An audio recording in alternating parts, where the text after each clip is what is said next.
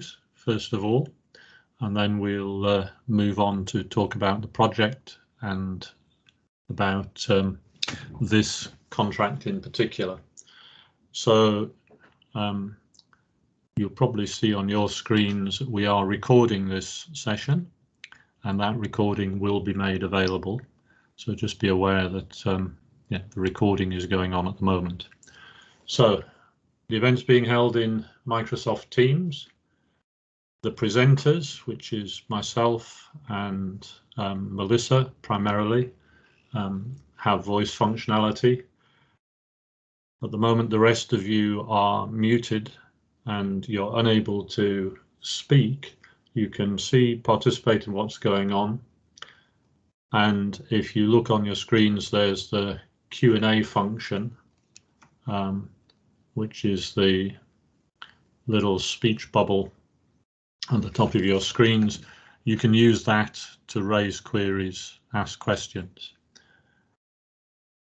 At the end of the session, we will have a short time for Q&A, and then any questions which are more than just very simple clarifications, anything that needs formalizing, we will formalize in writing after the live event. A point to emphasize, please do not contact any of the individuals on this call. All queries must go through that procurement email address. While we're in a procurement process, we really want to keep the process very clean and clear, so no direct contact with anyone.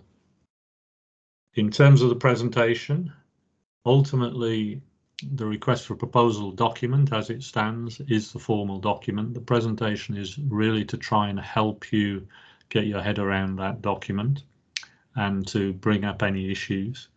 But this really is for general background information, and the only contractual standing is the RFP. So the RFP, addenda and official written responses are the only communication that has contractual standing. So we'll do our best now to help you understand things, to make things as clear as possible, to respond to any queries. But if there's anything which we want you or we need to hold as contractually substantive, then we need to make sure that's in writing. So the key thing there is to contact that procurement. I'm going to give an overview of the project as a whole. Many of you on the call will know lots about the Sutu Highlands already, others less so. So I'm going to give a very high-level overview of the project as a whole, and then Melissa will talk some specific detail about this particular assignment. Then I'll talk a little bit about the procurement process and critical issues there, and then we'll finish off with Q&A. So I'm going to talk progress to date, scope of the project, environmental and social, and some issues there. We'll talk about procurement. You'll see all this as we go through. So I'm just going to move on. Again, most people on this call will be familiar about what the Highlands is for, but essentially it's about delivering water from Lesotho to Gauteng.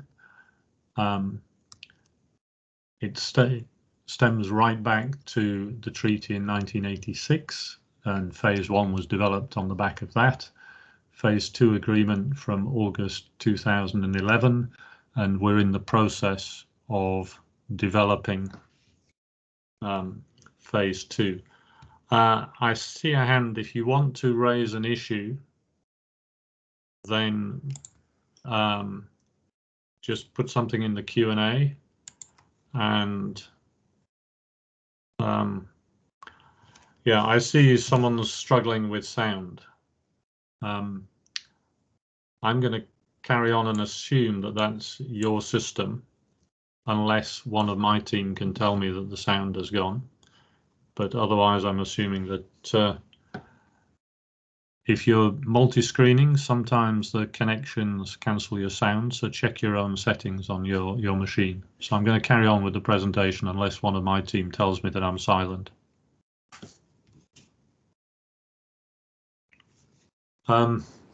We can hear you. Okay, thanks, Melissa. Okay, so I'm going to continue. So project is primarily about delivering water to Gauteng, and then linked into that, since we're damming water at high altitude and dropping it down to the platteland, there's the opportunity to develop hydropower as well. But this particular contract is really focused within the water transfer and not the hydropower elements. Whoops, let's just carry on. This project involves two countries, Government of Lesotho, Government of South Africa. That has its challenges, without doubt. There is the Lesotho Highlands Water Commission with representatives, delegates from both countries, which is the combined oversight body for the whole of the Highlands project. And then the implementing agencies are TCTA within South Africa and LHDA within Lesotho.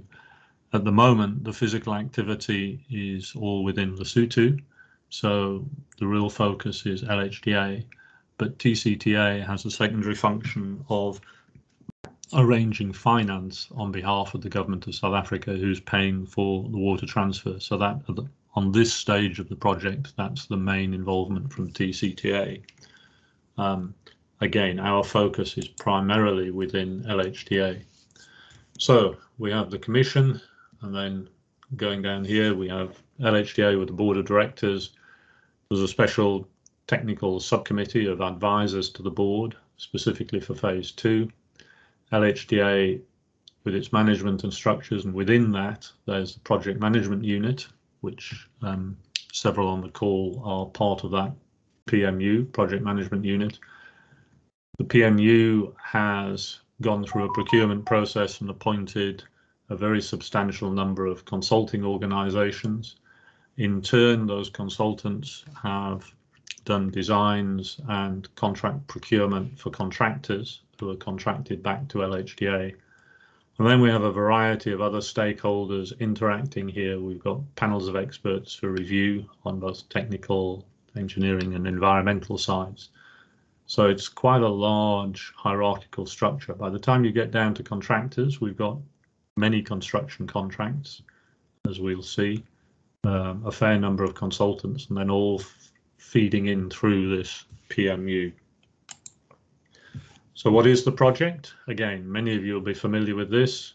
We have Phase 1, which involved Katse Dam and a very extensive reservoir behind Katse, transfer tunnel, Whaler hydropower, delivery tunnel going into the Free State. This is Caledon River, is the border of Lesotho, and that emerges just behind Clarence, and the water runs down the river system and ends up in the fall. Then Phase 1B involved another dam, Mahali Reservoir, Mahali Tunnel, which feeds into Katse and then uses the same system. We're effectively mirroring Mahali by going across in the direction of Mokhotlong, building another dam, another reservoir and another tunnel. So this dam is essentially a larger version of Mahali Dam, considerably bigger, with an immense lake behind it, reservoir covering about 50 square kilometres, and a transfer tunnel which is almost 40 kilometres long, the Podihati tunnel there, again feeding into Katse and feeding through. So this is the core of what we're looking at. There is also, in studies and development, but not in construction at the moment, a hydropower scheme planned for the Oxbow area, which is in the headwaters of the Madibamatsu, the Katse catchment there. So again, we're not really focused on the hydropower at this moment, but that's part of the overall picture. So what's involved? If we're going to flood 50 square kilometers of countryside, we have a significant environmental, social, health, impact studies are being carried out, action plans. So there's a very large environmental and social program. In order to be able to build that tunnel, that dam, and operate the scheme, there's quite a lot of infrastructure involved, and we'll look at that in a little while. So there's the dam, the tunnel, there's a network of feeder roads and bridges, and there's, again, on the social side, livelihood restoration program. So homing in on the dam area, Mokhotlong is over here. This is the A1, the national road, coming past Oxbow and Afriski and up to Mokhotlong. The dam itself is damming the Senku after the, so this is the Kubedu coming in, this is the Senku coming in, there's the dam here, and then the tunnel draws from the reservoir and heads off towards Katsi. Linked into this, there's a whole raft of different work. So in places, you can see here, the reservoir actually floods the existing road. So we've got a new Senku bridge, which is bigger than Madabamatsu Bridge. From memory, it's over 800 meters long. It's almost 100 meters above the riverbed. It's a massive structure that is currently in the procurement process. The dam is big, the tunnel's big. We've had to divert power lines. We've had to do work on the roads. There's more bridges here. We've had to produce a road to get to the site. Then there's a completely new road coming from the direction of the Katsi access road. And that's the P-War coming in to give road access, a new power line, and so on. So there's quite a lot of physical work. The infrastructure, most of it is happening now. Some of it's nearing completion now. The main works, we're going through procurement. So we started procurement in 2014, procuring consultants. We've had baseline studies for the environmental and social, so you can't tell an impact unless you know where you start from. So we've had baseline studies. There's been a lot of community interaction, consultations. We've put up pillars all around the reservoir so people can see the area that's going to be flooded. There's asset registration, resettlement action plan, all that's in progress, huge compensation program. Socioeconomic development plans, we've had geotechnical investigations, environmental impact assessments, management plans. Then we've actually done some engineering and procurement of contractors, and we're, as I mentioned, we're in construction of the advanced infrastructure. So, Melissa, if you'd like to take us through a couple of environmental and social slides, and then we'll pick up again. Thank you, Melissa. I'm going to mute now. Thanks, John. Yeah, as John was saying, there's been an enormous environmental and social component to phase 2, where several environmental impact assessments were undertaken, and from that we've developed EMPs and environmental action plans. We've developed policies and procedures, and part of what you'll be doing is auditing contractors, consultants, service providers, and LHDA's compliance to these plans. From an environmental point of view, we've got the environment policy. We've got a public health action plan that focuses on public health mainly within the communities that are affected by phase 2. There's an integrated catchment management plan that is quite diverse. It covers a number of different aspects. There've been extensive resettlement action plans. They're ongoing. And at the same time, there's compensation. So we would want you to assess how effectively that's taking place. We have a compensation policy specifically for phase 2. There are wetland management plans. Without the wetlands, the water supply that goes into the reservoirs would be compromised. There's a social development plan that's currently being developed. And then there are a number of livelihood restoration plans. Similarly, they underway at the moment. So these are all controls or management measures that we've put in place to mitigate And some of these we'd like you to assess the extent of compliance, but you just need to be aware of these as well. Next slide, thanks, John.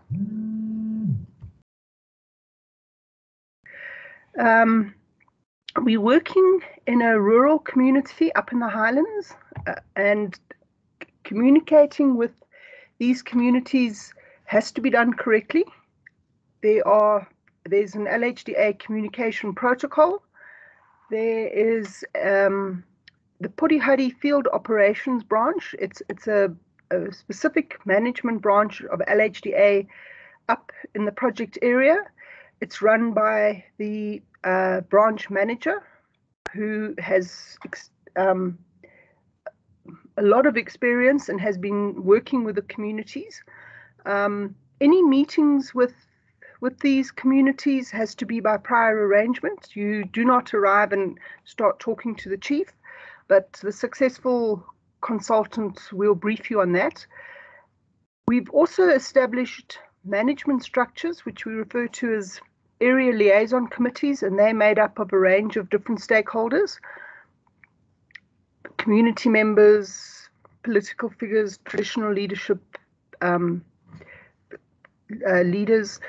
And then we have other access or mitigation measures is the land access protocol. If our contractors need additional land, it's a process. You don't just pay somebody money. So we would want you to be auditing compliance of the contractors and other service providers with the land access protocol. It's very important that we respect the communities and their assets, such specifically fields, but other assets such as trees are also issues that we look at. We have established an asset condition survey protocol where, prior to example, heavy machinery working in an area or blasting, anything that could damage or affect community members or any of the infrastructure, phase 2 infrastructure, the contractor has to do an asset condition survey before the activity, during the activity, and then after, towards the end of their contract or once the activity is finished. So there are certain requirements. You would need to assess compliance with these requirements. Labor recruitment is a particularly sensitive topic because there are very high unemployment rates. LHDA has developed a labor recruitment guideline. We've established an independent, objective labor recruitment desk that is not run by the chief or community members or anybody who might have some bias. We do involve community structures and share information with them and get information from them. But it's very important that it's seen to be a transparent recruitment process. There is a certain way that we recruit people, and communities we've seen are quite suspicious about who gets a job and who doesn't. So this is an aspect that we certainly would require you to assess compliance. Are we following this recruitment guideline? That is finding something which we're not doing at the moment very effectively, auditing our compliance against this guideline. So that is an aspect that we would like you to look at, as shown in the terms of reference. And then it's also important that the contractors and consultants, anybody working on phase 2, employ local service providers. And that process of procuring them has to be transparent. So it's another aspect that you would audit. Next slide, John. Do you want to take over from here, or shall I run through this? Carry on for this one, Melissa. Okay. Right. Before or just as our construction, the consultants, before construction really commenced, we understand that we needed a holistic SHEC management framework and primarily so that all the phase 2 activities are standardized. John will tell you how many contracts and consultants are currently employed. It's many. And if you have one person saying this is our standard and another company saying that's our standard, it leads to problems. So the aim of the SHEC framework is to provide a guideline to all our consultants and contractors, to any service provider. This is the minimum standard that we want you to comply with. So it's not a contractual requirement generally. For the big contracts that you're going to be auditing, the dam, the tunnel, and the major bridges, the SHEC framework is included as a guideline document, but it's a very useful document in that we use it to assess compliance in terms of health and safety, in terms of environmental matters, quality matters, and when I say environmental, that includes social. It also deals with specifications. There are annexures that have all the different procedures, safe work procedures. So it's a comprehensive document, and it contains a lot of information, very useful. HIV/AIDS awareness raising. It gives you a template, and when you're assessing compliance of your consultants and contractors, you can use this to make sure that all aspects are covered. It talks about reporting that complies with international best practice. We refer to the appropriate ISO standards in there, national legislation. So it's a useful document, but I do stress that it is to be, the consultants and the contractors use it as a guideline. There was a bit of confusion initially regarding the applicability of the framework. We currently are, as John indicated to you, we are in the advanced infrastructure construction phase. So building roads, making sure there's power supply, and there are many different contracts. And currently we have a SHEC auditor who is auditing contractors' compliance, consultants' compliance, and ourselves as the client, our compliance against documents such as health and safety plans, environmental management plans, all the specifications, our compliance with legal matters, compliance with environmental policy. And so it's a similar project, but the focus is on the advanced infrastructure. And then the deliverable is a report that we share with the project principals, such as the LHDA board and the Lesotho Highlands Water Commission. So it would be following a similar process. And this just talks to the scope. So shall I carry on? Keep going, Melissa. Yeah, right. So you'll have studied, I'm sure, the terms of reference, section 3 of the bid document very carefully. As I've just mentioned, we have an advanced infrastructure SHEC auditor, and this audit, the advanced infrastructure audit, continues until the end of 2022. This audit, the main works audit, which is the focus of today's discussion, we anticipate would be awarded any time from middle of next year onwards. We expect you to audit SHEC aspects relating to, we've got 6 work packages, if you want to call them that. There's 6 different aspects. The first one, and these are major construction works. The first one is the main dam and the saddle dam. The second one is the Porihadi transfer tunnel. We refer to that as package 2, and you'll see in the bid documents you've got to cost it and appoint staff, resources according to the packages. You'll see that. Package 3 and 4 refer to the Senku Bridge, and then the Khubedu and the Mabunya-Neng bridges. And then we have a whole number of smaller work packages that are described in the bid document. The one is, and we refer to this as package 5, where you would audit compliance with the ancillary buildings contractor, the feeder roads and bridges, and the resettlement housing contractors. So these are smaller work contracts, but we also need to assess their compliance. And then lastly, in the terms of reference, we refer to it as package 6, but it's actually an audit of the client. Now, packages 1 to 5, we would anticipate you would audit on a quarterly basis, but the clients ourselves, looking at the labor recruitment desk and resettlement processes and various undertakings the client has made, that's on a biannual, twice a year. We would expect an audit there. Okay, next slide, John. Right, so here, these are the aspects that you need to audit the compliance of. So every consultant and contractor has to have a health and safety plan.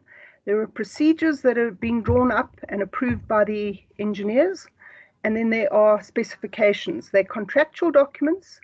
They are obliged to comply with them, and your role would be to assess the level or the extent of compliance.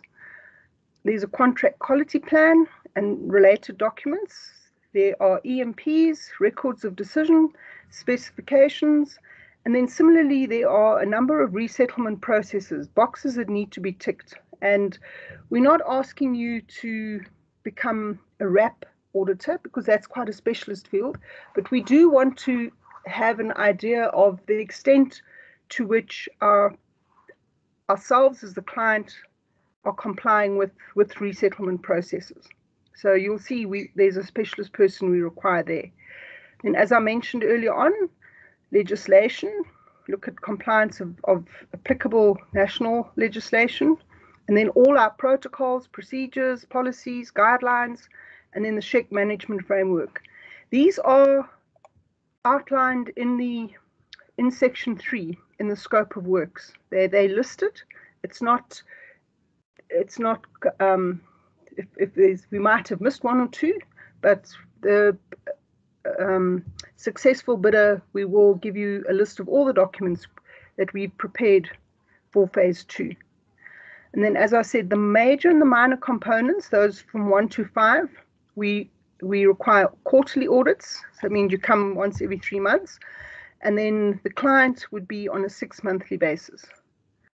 And what we're finding with the current auditor for the advanced infrastructure, you might not be able to audit each and every component every 3 months. So you might audit the tunnel and the dam and a minor contract in the first audit. And then the next audit, you'd audit the major bridges and maybe another smaller one.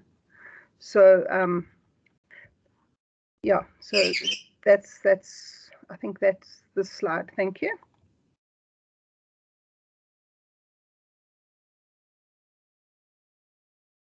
Right, the contract duration is linked to the duration of the construction works. It's 5 years. The deliverables we'd expect from you would be a once-off inception report, and then monthly. So that should read quarterly audit reports.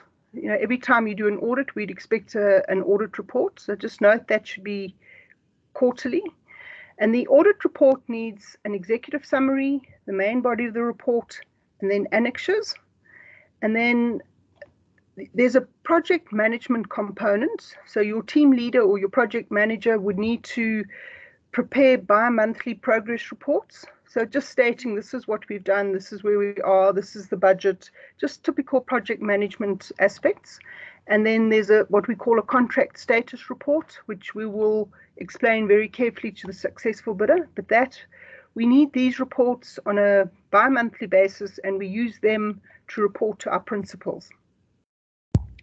As I was saying, the SHEC auditor will have a project manager who's responsible for the administrative aspects of the contract, for the progress reporting that I've just referred to, and then there's a skills development component where it's upskilling so you'd have young interns who need to be upskilled, and that would be managed by the project manager as well. Next slide. Right, John, I think that's where you take over. Okay, thank you very much, Melissa. You can mute off now. Okay, well, I think Melissa's given a good overview. Just one observation.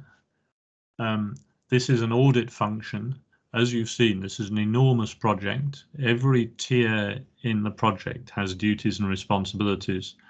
And for instance, in the construction, we have the contractor following a detailed specification. We have a consultant engineer with a team on site who are monitoring that. So the engineer is managing the oversight of quality, environmental compliance, social compliance by the contractor. So this audit function is not to count oil spills or whatever. It's to see, is the engineer and the contractor effective in having systems in place which are applied.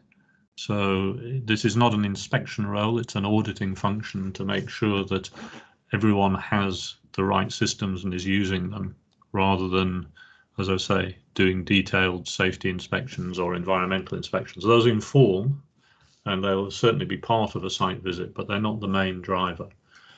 Okay, I'm going back to general information now, which really apply to all of our consultants, professional services, procurement. So some comments about the way we go about the bidding, bid guidelines. So everything's been advertised. You've responded to the adverts.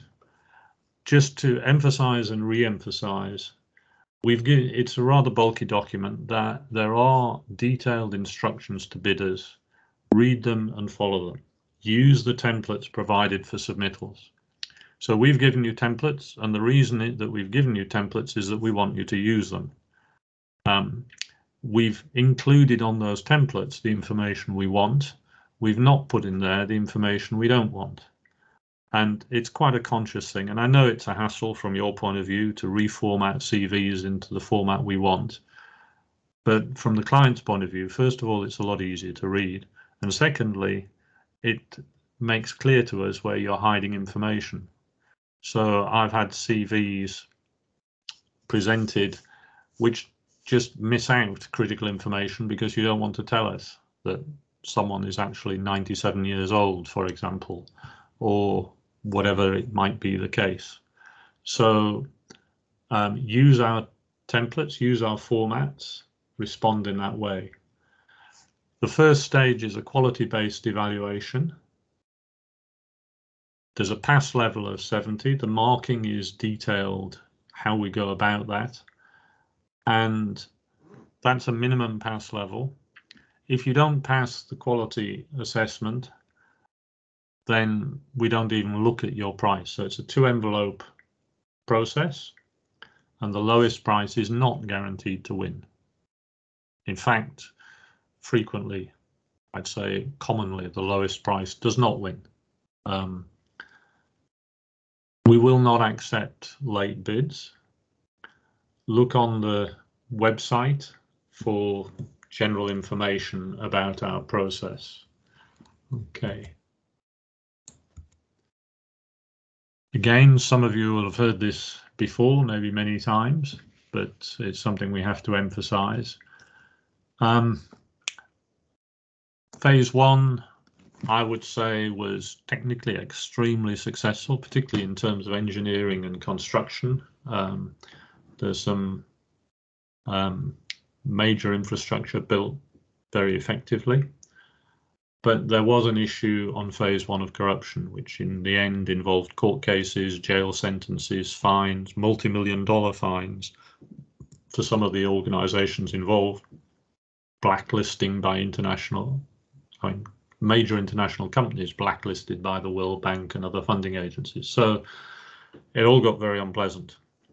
We are making a great effort to make sure we don't go there again. And so phase 2, there is an anti-corruption policy. It's in your document. That's included in every contract. There is a zero tolerance approach to any form of corruption. And at the bidding stage, the critical issue is disclosure of any potential conflict of interest. and failure to comply with the disclosure risks disqualification, or even if something comes to light after the event, even termination of the contract. So a critical thing is a conflict of interest declaration in the RFP. Now, what that is about is to make sure that when you bid, you're an independent entity, you don't have a conflict of interest. And specifically, we need to, in the first instance, we're looking at the procurement process.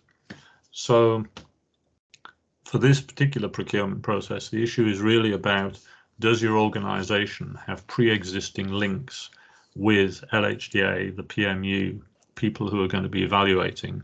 Might there be a perception that you have an inside track? Now, the most obvious one is that you've got some form of relative or relationship with someone within the PMU team.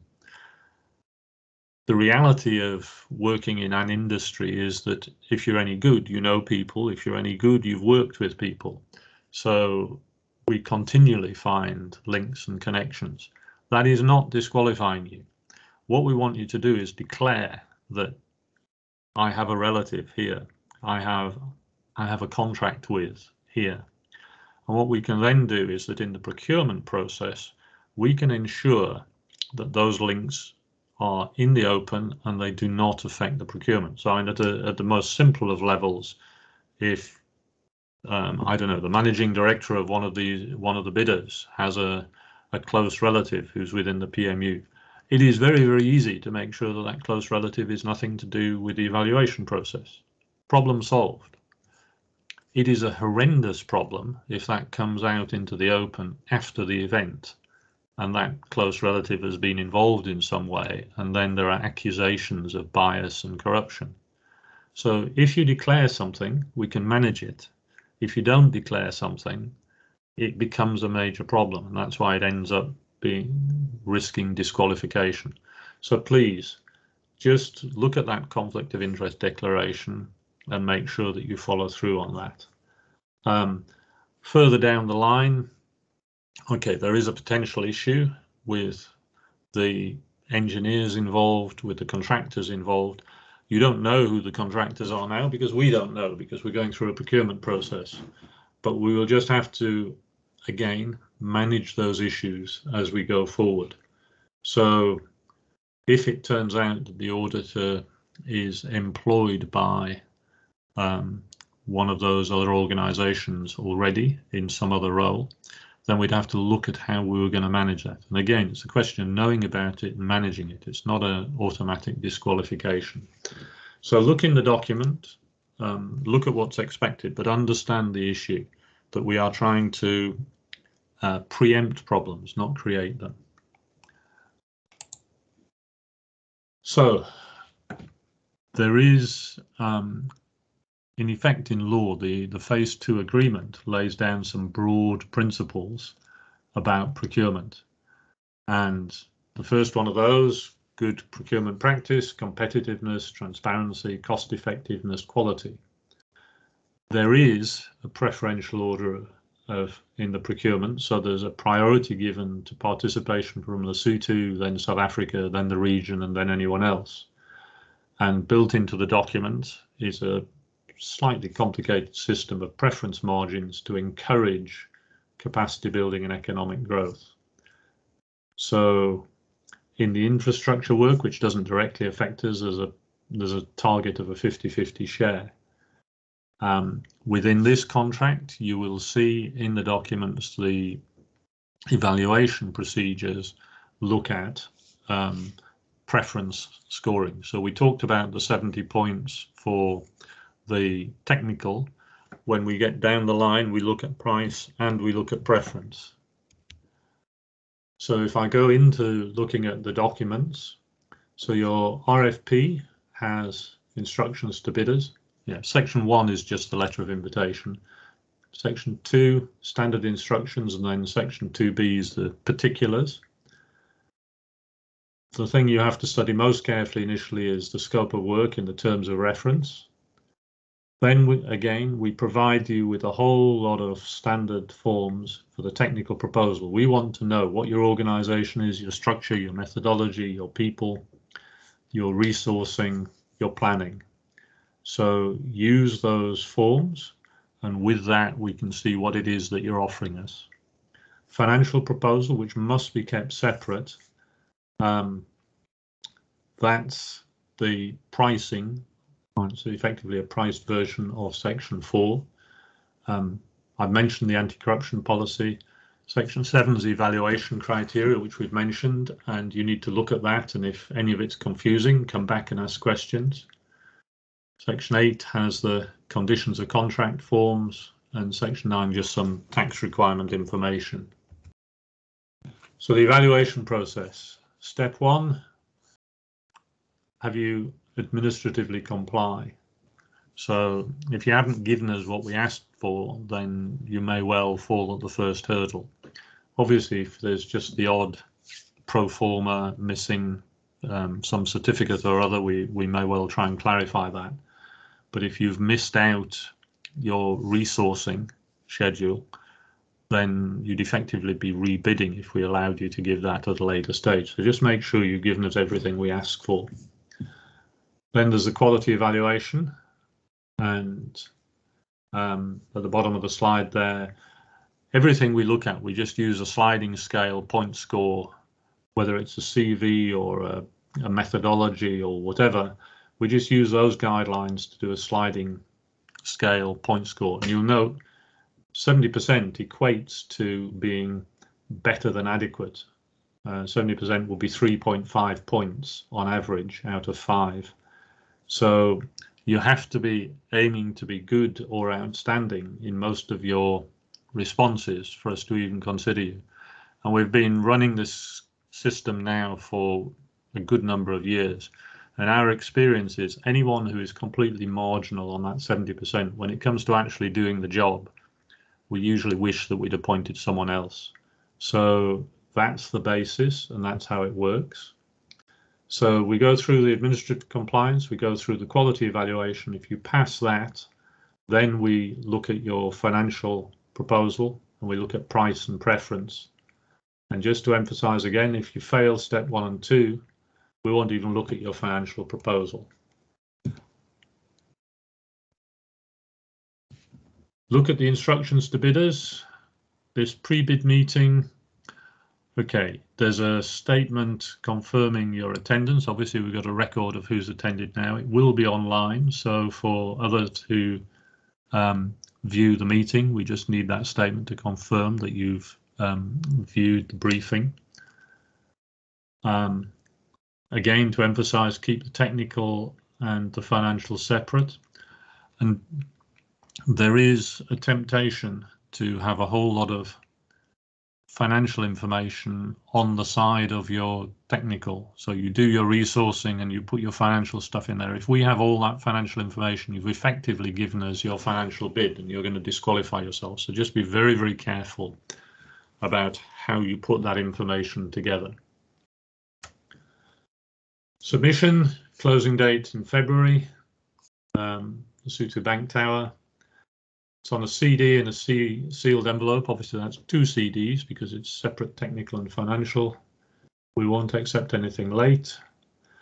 We'll open it that afternoon, and that opening will be streamed online so everyone can see it. Register on the procurement website. Look at the documents for details. And we will post a list of all bidders shortly after that opening. Bids valid for 120 calendar days. Now, as you're preparing bids, if you have any need for clarification, send a request for clarification to the to the email address. Don't leave it too late. We will publish all requests for clarification and all our responses to everybody. So it'll be completely transparent. There are some areas where potentially you could be ineligible.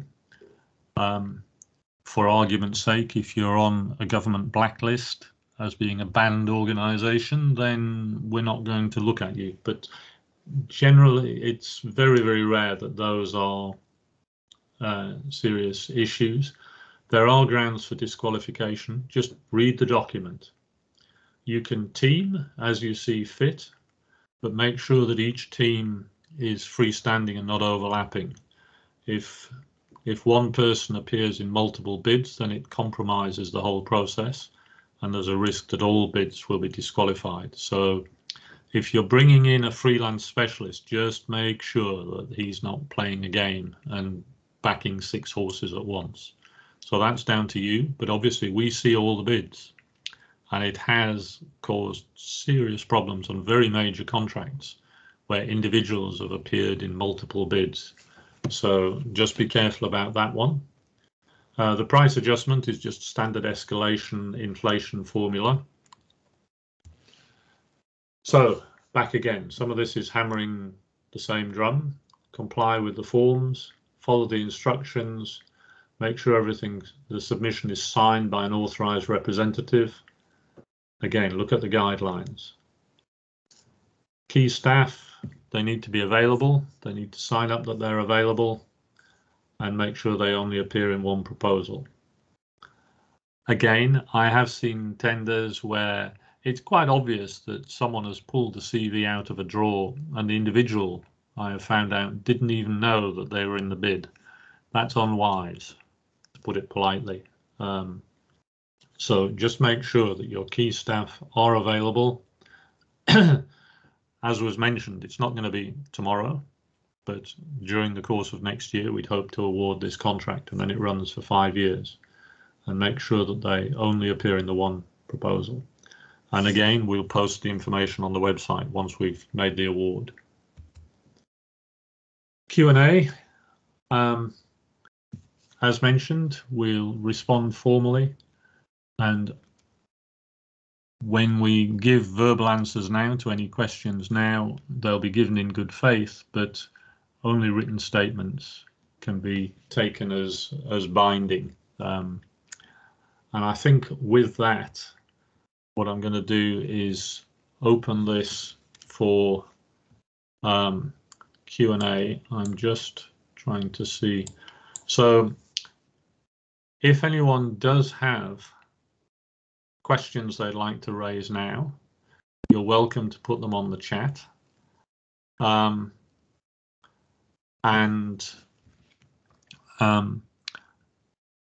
attempt to respond now. Everything will be dealt with formally as a follow-up. And if you want to sit on your question and think about it, that's absolutely fine, because we'll deal with everything in writing later. Okay, I see on the chat function a query about e-procurement. For those who are not aware, we had an online submission system which we've used in some of our contracts. That was especially valuable when travel was heavily restricted, but less critical now that there's much more freedom of movement. So I stand under correction, and Melissa and Macanello can correct me if I'm wrong, but at the moment, as far as I'm aware, the documents talk about submission on CD, DVD. So you don't need to deliver half a ton of paper, but at the moment, as far as I'm aware, we're not attempting to use the online system. Melissa, do you just want to confirm that? Yes, I am confirming that. John, I think we also need to just warn bidders that the courier service to Lesotho doesn't take overnight. It doesn't happen overnight. So we are alerting you to the fact that you need to allow sufficient time. Add an extra day to the time you think it takes, or add an extra 2 days. Do not assume if you DHL it on Monday, it will get you on Tuesday. It won't. Thanks. Okay, thank you, Melissa. And goodness, okay, so someone's put up the response there. then just to give another point, we have had difficulties when, funnily enough, not with the e-procurement system, but with CDs. Some bidders on other contracts have used various different compression software, zipping up the files. And when it comes to opening those files, we don't have the software on the laptop at the opening. So we're unable to confirm what we're seeing on the CDs. And sometimes, I mean, it has taken us days to open the CDs by getting specialist software in. So that causes a real headache. It's a little less critical on these bids because we're not on a construction contract. It's very critical because we're unable to read out the price that's being tendered. Now, in this case, it's 2 envelope. We're not reading out the price anyway, so it's a little bit less critical. But for goodness sake, don't zip up in some clever software and then we can't actually read what you've given us. So submission on CD, DVD is great, but make sure that it's simple PDFs that we can access easily. Hold on. All right, so someone is raising the RFP. Okay, I think we need to take this offline and formalize it. So if that's in there, we've got no problem with our e-procurement portal. If it's in the document, it's in the document. We'll review that. So we've got various people on the call, Macnello, Mpo, Mako. So we'll check that and we'll formalize the response. But what we put in the document is what we put in the document. If there's a conflict in the document, then we'll sort that out. So thanks for raising that. Do we have, sorry, that's now totally taken over the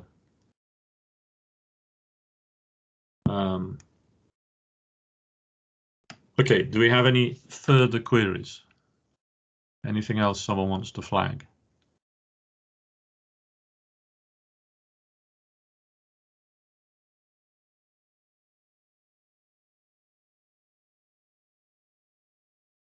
And by the way, while I see someone's typing just on that previous one, it's possible that our standard instructions to bidders has the generic information for everything, but if you look at the particulars, that we've specified what method we're actually using, and I suspect that's the answer to the question, but we will clarify that just so that there's absolutely no confusion.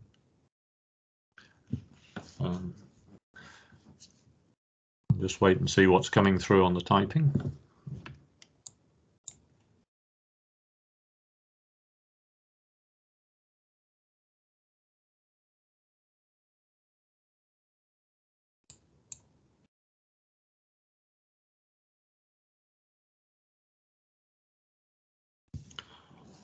Okay, so the question is, will the auditor be required to make provision for physical visits in all audits?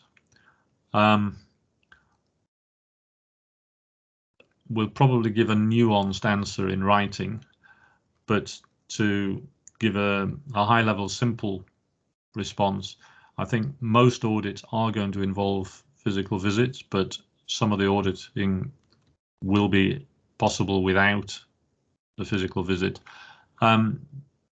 Melissa McInerney, do you want to give and we'll have to give a formal response to this because we need to be a bit careful how we word it, but our experience so far, typically it's involving visits, but there are situations where they're not necessary. Do you want to clarify that? Yeah, John, what I would suggest is prepare your bid to include physical visits. We actually don't know what's happening with the COVID situation. It could worsen, it could improve. So I think cover yourselves, include cost it to include visits. That's the ideal.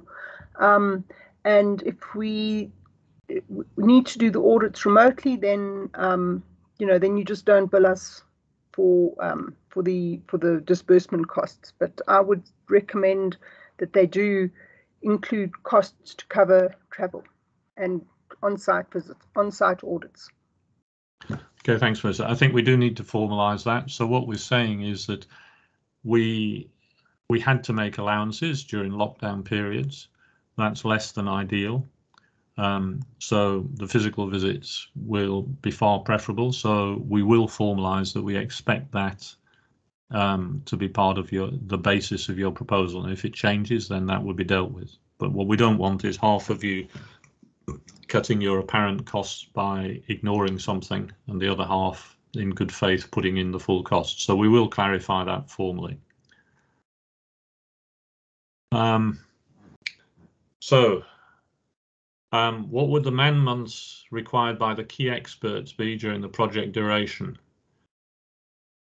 Right, someone's going to have to help me here, but basically we've specified a scope of work and you have to resource it to deliver against that, and we've specified particular requirements, but in general what we want from you is how you're going to resource. Now Macnello, do you want to add to that? I don't think we're going to give, if it's not in the document now, we're not going to start specifying exactly what's required from who. We say what we need in terms of end product. Can you add to that? Yes, thank you, John. You're right. We have not specified the man months. We've just given the duration of the different packages in the scope of services. So the bidders would need to make their bids clear on the duration, the man months that they would like to propose to undertake the assignment based on the frequency and then the duration of each of the packages. Thank you. Thank you, Matt. So essentially what we're saying is we're telling you what we need doing and what we expect to see, but you've got to work out how you're going to achieve that, and we don't want to spell out in great detail. So that's part of your deliverables or part of your tender, your bid, is those resourcing schedules, and we're expecting you to come up with resourcing. And to be honest, if you come up with silly resourcing, then you're going to get marked down and you're going to fail the technical evaluation. I appreciate that it's a balancing act, because then what you don't want to do is to overcook it and come in with a silly price. But you're in a better place to judge that than we are. Sorry, I'm reading the next one. Any preference in the tender for % of financial amount? Hang on. Should share between South Africa and Lesotho company. Look at the preference requirements. We tell you how we're going to score, how we're going to evaluate it. Look at section 7, and that's what we'll do. And there are elements in there about people, and there are elements in there about company. So I'm not going to go through the detail now. Read it, have a look at it, and if you've got a specific query about how it works, come back to us through the website. Is there a capped budget for the SHEC audits? We have an idea, obviously, for our own planning purposes. We have a long-term cost plan for the entire project and all costs, and some of the numbers are very large because we're talking about building these big contracts. No, there is no cap as such. Obviously, I mean, the evaluation process was made clear there. We're going to get the bids from all of you. We're going to look at what comes in. We're going to see who passes the technical, and we're going to apply the scoring. And just to emphasize, even on construction contracts running to hundreds of millions of rand, we have awarded contracts to, when there are a limited number of bidders, to a bidder who was twice the price of his competitor, simply because the competitor failed on the technical, and that's on a construction contract. So there is no absolute capped budget. There's an overall project budget, and we will see how these fit within it. I see someone's got their hand up, but you can only communicate with us, I'm afraid, by typing in the chat box.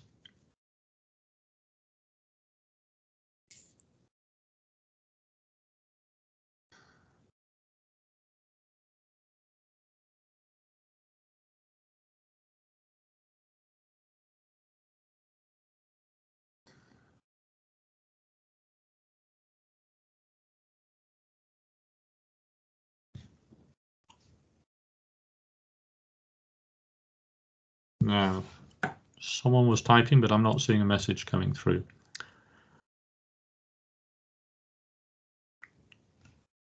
I think we've pretty much covered the ground. Unless there is a burning issue that someone wants to raise now, I suggest that you have time to think about it and send in your inquiries to the email address on the documents. Just to emphasize, read the documents, go back and look at the documents. I know it's a lot, but it helps if you check those out. And we look forward to a number of good, high quality, competitive bids coming back from you. It's an incredibly prestigious project. It's very interesting, and it's a good piece of work. So I hope that we'll get that interest followed up on. So with that, is there anything any one of the team wants to add? If not, then we'll close the meeting. Melissa? Yeah, John, I think we just need to one more time remind bidders, do not include any financial information whatsoever in the technical. It happens. Your PA or your secretary compiles the bid. The person in charge of the bid must check that. So it's just a word of warning. Thanks. Thank you, Melissa. Okay, I see somebody is still typing. I'll give you a few seconds. I'm not seeing what's coming through.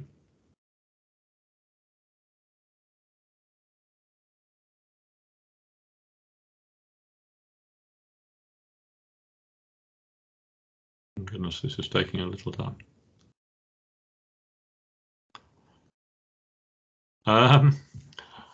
Okay, I see someone says they've joined partway through. Okay, the simple answer is